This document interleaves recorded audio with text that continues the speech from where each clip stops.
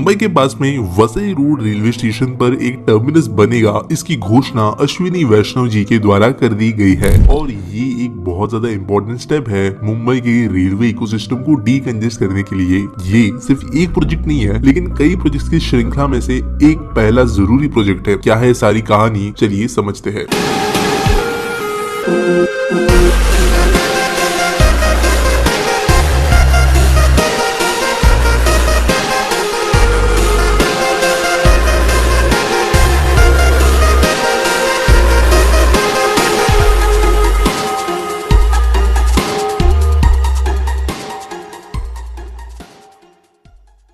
दोस्तों, अगर मुंबई के रेलवे स्ट्रक्चर को समझे तो कई सारी रेलवे लाइंस वैसे मुंबई के अंदर है। सेंट्रल और वेस्टर्न रेलवे ये दो इंपॉर्टेंट घटक तो है, लेकिन इन्हीं सेंट्रल और वेस्टर्न रेलवे के द्वारा ट्रांस हार्बर लाइन, गोरेगांव को हार्बर लाइन से कनेक्ट करने वाली लाइंस, नवी मुंबई की लाइन, उरण की पोर्ट लाइन, दीवा पनवेल और दीवा वसई लाइंस, ऐसे कई सारे टेढ़े मेढ़े लाइंस भी मुंबई के अंदर मौजूद है। ऑब्वियसली एक बड़ा शहर होने की वजह से यहाँ पे ट्रेन की संख्या भी बहुत ज्यादा है और कंजेशन भी बढ़ता है। ज्यादातर जब मुंबई के बाहर से कोई ट्रेन मुंबई आती है तो जो टर्मिनेटिंग स्टेशन है वो ज्यादा नहीं है। फॉर एग्जाम्पल, मुंबई के अंदर जो LTT लोकमान्य तिलक टर्मिनस है, ये एक important termination and originating station है।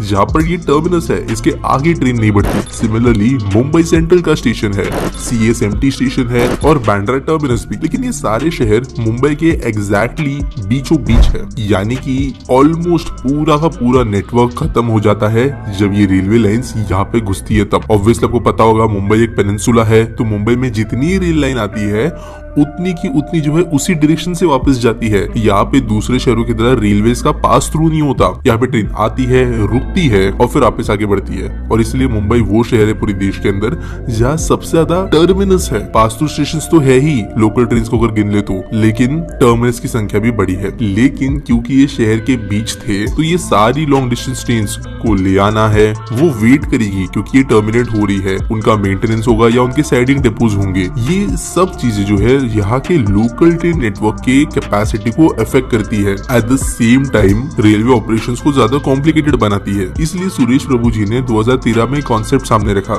जिसके हिसाब से मुंबई वैसे भी एक बढ़ता शहर है, तो जो बाहरी स्टेशन है वहीं पर टर्मिनस बना दिया जाए और northern India, western India, southern India से आने वाली कई ट्रेन के लिए डेडिकेटेड टर्मिनस बनाया जाए, जहाँ पर इन ट्रेन की जर्नी को खत्म किया जा सके। उसके आगे अगर किसी को मुंबई में आना है तो वो दूसरे ट्रेन नेटवर्क ऑप्शन का अवेलेबल इस्तेमाल कर सकता है। जहाँ पर मेनली लोकल ट्रेन की बात आती है, कोई अगर नॉर्दर्न इंडिया से आ रहा है तो वसई में वो रुक जाएगा। कोई अगर वेस्टर्न इंडिया से आ रहा है तो कल्याण के पास में ठाकुरली में एक एलिवेटेड टर्मिनस बनाने की बात हुई थी, वहाँ पे वो रुक सकता है।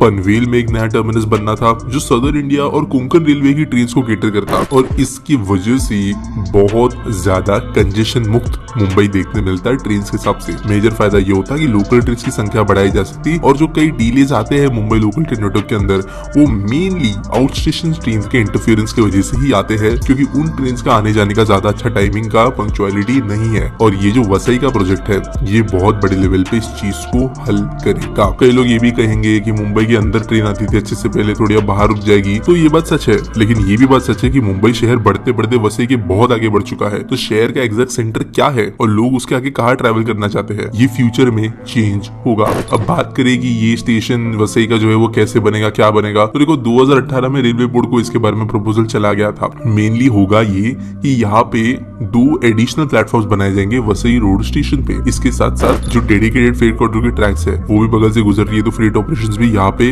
कहीं ना कहीं पे अच्छे होंगे। यहाँ पे प्राइवेट और गवर्नमेंट ओन्ड दोनों लैंड पार्सल्स को पूल किया जाएगा एक बड़ा न्यू लैंड पार्सल एक्वायर करने के लिए। और जो यहाँ पे पनवेल साइड से लाइन आती है जो बेसिकली वाया दीवा आती है, वो भी फ्यूचर में जाकर लोकल ट्रेन लाइंस में कन्वर्ट होने की हाई चांसेस है। इसकी वजह से नए ऑपरेशंस को केटर करने के लिए भी इस टर्मिनस को उसी फ्यूचर नीड्स के हिसाब से बनाया जाएगा, ताकि फ्यूचर में फिर से इसके अंदर कोई दूसरे नए अपग्रेड्स करने की जरूरत ना पड़े। और इसीलिए ये स्टेशन एक सीरीज स्टार्ट करेगा मल्टीपल मुंबई के आउटस्कर्ट्स में टर्मिनल स्टेशंस बनाने की, जो कि मुंबई के अंदर की रेल कनेक्टिविटी को बेहतर बनाएंगे। उम्मीद करता हूँ वीडियो आपको अच्छी लगी होगी। लाइक करना, सब्सक्राइब करना। मिलेंगे अगले वीडियो में।